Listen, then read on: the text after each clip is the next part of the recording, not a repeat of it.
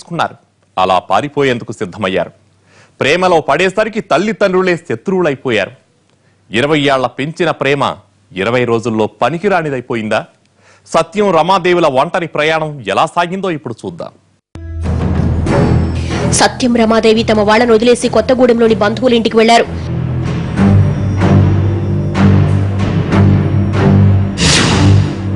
విషయం తెలిసి రమాదేవి తల్లిదండ్రులు షాక్ అయ్యారు. సత్యనారాయణ ఇంట్లో ఆగ్రహావేశాలు ఆకాశానంటాయి. కోటికి గతిలేంది, మా కొడుకును వల్లో వేసుకుంది అంటూ కారాలు మిరియాలు నూరారు. ఎలాగైనా కొడుకి నచ్చజెప్పి అతని ఇంటికి తెచ్చుకోవాలనుకున్నారు. తండ్రి లక్ష్మయ్య కొడుకి ఫోన్ చేశాడు. ఆ అమ్మాయిని వదిలేసి ఇంటికి రా, నీకు సరిపడే ఓ మంచి పిల్లని చూసి పెళ్లి చేస్తాను, నీ బంగారు భవిష్యత్తును పాడు చేసుకోకు అన్నాడు.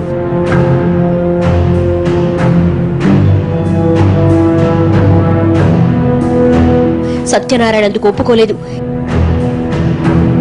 ఈ సమస్యను ఎలా పరిష్కరించాలని ఆలోచించిన లక్ష్మయ్య చివరకు ప్లాన్ వేశాడు.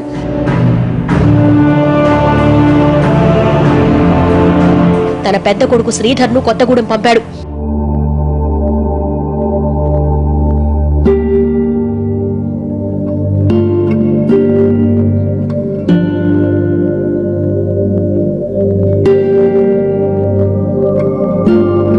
తమ్ముడిని కలిసిన అన్నయ్య, ఒరే నువ్వు ఇల్లు వదిలినప్పటి నుంచి అమ్మలా లేదు, నిన్ను కళ్ళతో చూస్తే తప్ప మంచినీళ్లు కూడా ముట్టనంది, బాగా నీరసించిపోయింది,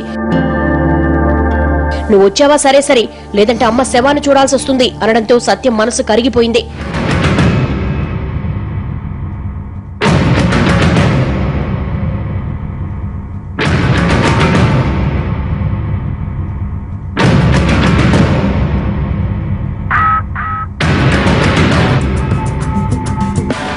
వెంటనే తిరిగొస్తానని రమాదేవితో చెప్పి అన్నయ్యతో రాజీవ్పేటకు బయలుదేరాడు.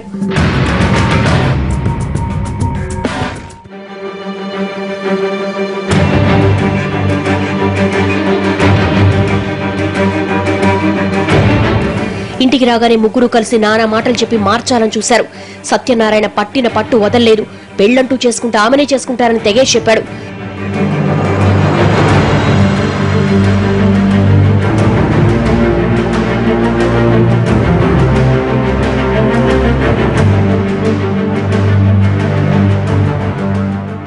అతను పట్టుబడితే ఎలా ఉంటుందో చిన్నప్పటి నుంచి చూస్తూనే ఉన్నారు. అందుకే ఇక లాభం లేదనుకుని ఆమెతో పెళ్లికి నిశ్చయించారు.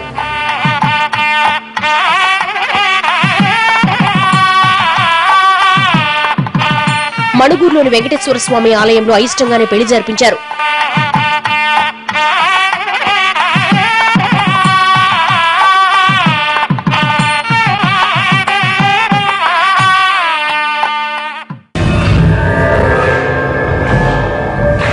కోడలిగా అత్తారింట్లోకి అడుగుపెట్టిన తొలి రోజే అత్తమామల ప్రతాపమేంటో తెలిసింది రమాదేవికి. పూటకు గతిలేని కుటుంబాలు మీవి, నీ తల్లిదండ్రులు గాని నీ బంధువులు ఎవరైనా సరే నీకోసం మా ఇంటి ఛాయలకొస్తే వాళ్లతో పాటు నువ్వు బయటికెళ్లాల్సి వస్తుంది, జాగ్రత్త అంటూ హెచ్చరికలు జారీ చేశారు.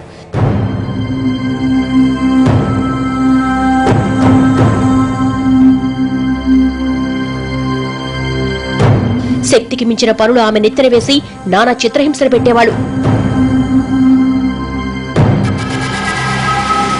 ప్రతి పనిలోనూ వాళ్ల నుంచి చీత్కారాలు, శాపనార్థాలు. నువ్వే గనక మా వాడి జీవితంలోకి రాకుండా ఉండుంటే బోలెడంత కట్నంతో పాటు వాడికి సరితూగే అమ్మాయి ఇచ్చేది, మా పాలిట శనిలా దాపురించావు అంటూ అడుగడుగున ఆమెను దెప్పి పొడిచేవాళ్లు.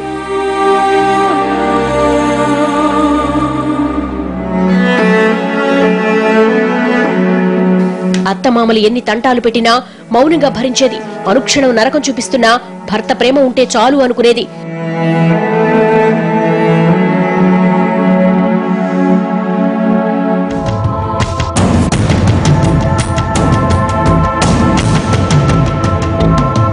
కాస్త ఓపిక పట్టుంటే నీకు సరిగ్గా సరిపడే అమ్మాయిని చూసేవాళ్లం, కనీసం 10 లక్షలైన కట్నం వచ్చేది, నీ జీవితం సుఖంగా సాగేది. కూలీనాలి చేసుకు బతికే కుటుంబంలో పుట్టిన ఈ దరిద్రపు కొట్టుదాన్ని చేసుకున్నావు, నీతో పాటు మా పరువు పోగొట్టావు, ఇప్పటికైనా మించిపోయిందేమీ లేదు, దాన్ని వదిలించుకుందాం, మళ్లీ పెళ్లి చేసుకుందు గాని అంటూ వీరు చిక్కినప్పుడల్లా అమ్మా నాన్నలు చెప్పే మాటలు సత్యాన్ని మార్చేశాయి.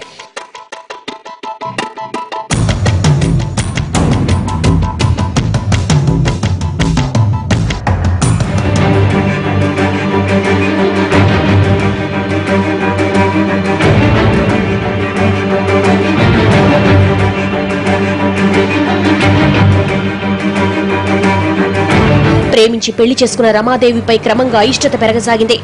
తల్లిదండ్రులకు వత్తాసు పలకడం మొదలైంది. అతని ప్రవర్తన మారిపోయింది.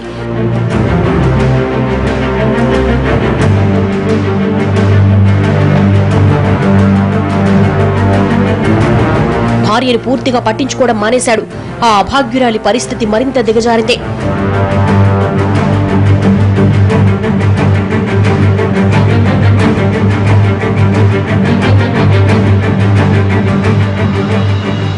రమాదేవి జీవితంలో జరిగిన అనూహ్య పరిణామం ఏంటి?